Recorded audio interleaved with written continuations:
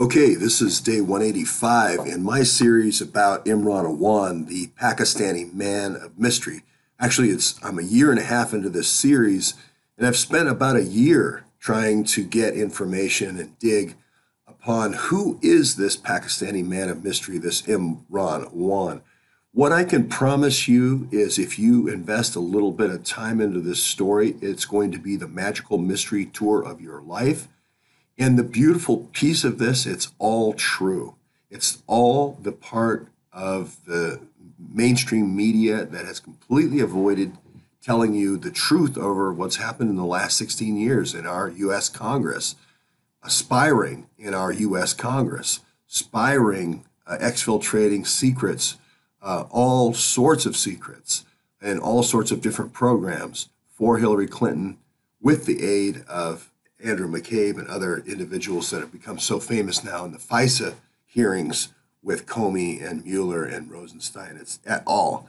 So, if you'll bear with me, I'll introduce you to this series and I'll take you on a magical mystery tour this summer of all truth, all facts, laden with evidence all along the way. And let me introduce to you Imran Awan, Pakistani international man of mystery.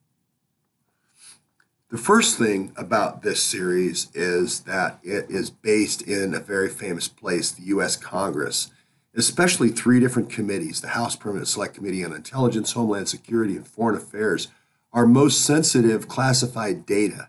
And it centers on a server, on a BlackBerry server, and giving members of Congress like Andre Carson and 45 other Democrats these secure BlackBerries that only can be broken by the internal spiring inside Congress. NSA can't even break these BlackBerries. And Imran Awan, our Pakistani man of mystery, is our man that is supplying the spiring with the BlackBerries, the unbreakable BlackBerries, and he has this secret BlackBerry server. As I mentioned before, the footprints in this case are fun to follow. There are all these different locations that Imran Awan has in the Northern Virginia area. I've been to almost all of them. And I've personally been involved in actually finding a lot of the different pieces of congressional hardware that have been left over from this. Now, were these the actual pieces of hardware, for instance, the BlackBerries that were left over from John Kerry and his team negotiating the international nuclear deal with Iran? Some of the other major famous incidents like the Benghazi, Libya overthrow of Gaddafi, and also the attempted overthrow of Assad with Syria, maybe even the attempted overthrow of the government of Turkey was negotiated on all these BlackBerries. We find these BlackBerries with government markings at Imran Awan's house here in Lorton, Virginia. Just one of the many different steps along the way, about a year ago now, that have happened in finding out who Imran Awan is, this international man of Pakistani mystery. The other part of this story that's so interesting is there's a car dealership that ties it all together, much like the Big Lebowski. We have these characters that are humorous in their own right. If it wasn't so true, it would be just so funny.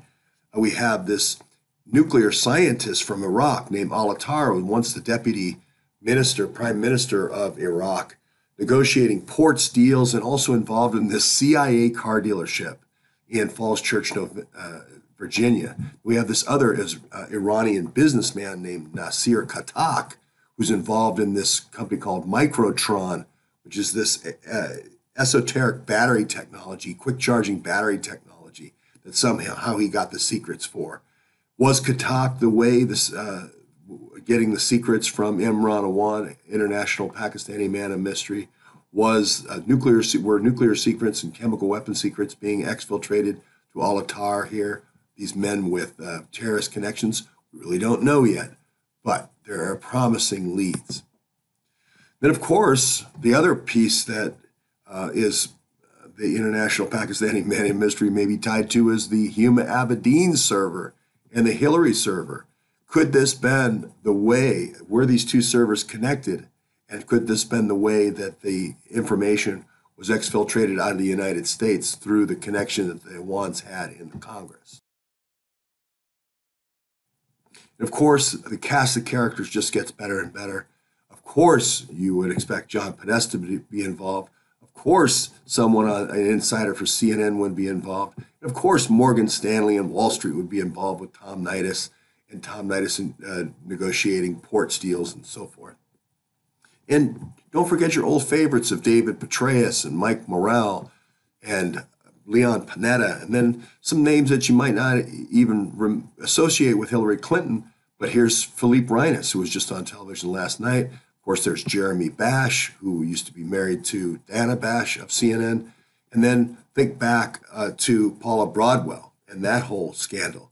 Could all these scandals actually be connected? Well, you can actually find a lot of evidence to that case. And of course, here's Mr. Shapiro, who approved all those Stinger weapons sales for Ambassador Stevens in Benghazi. Last but not least, you're going to, like I said before, you're going to have tie-ins to getting weapons to ISIS through this story. And so the overthrow not only of Gaddafi in Libya, but also the Tunisian revolution and the Egyptian revolution and the Syrian attempted overthrows and the propping up of King Abdullah of Jordan and laundering all the money from these operations through HSBC, through James Comey, all is in this series. And of course, your ever-present George Soros, and before that, Zbigniew Brzezinski. Say, well, what about the Western Hemisphere? What about Haiti? Don't worry, we have Timothy Geithner, we have Rajiv Shah, we have the whole development using the development funds, USAID funds in the north of Haiti to build hotels and ports for cruise ships and prisons for prisoners who don't need organs anymore. And we have the whole story of how the money wasn't spent in the devastated areas of the earthquake. You might remember the original Awan-Contra episode, the Iran-Contra money laundering with Pakistani bank, using Noriega's cash accounts and so forth, and moving all this money for weapons to Iran to fund the terrorists or the Contras in Iran. This is really an extension. This story is really an extension of that story of the Iran-Contra affair, only writ large now, 30 times larger. Now it is Awan-Contra.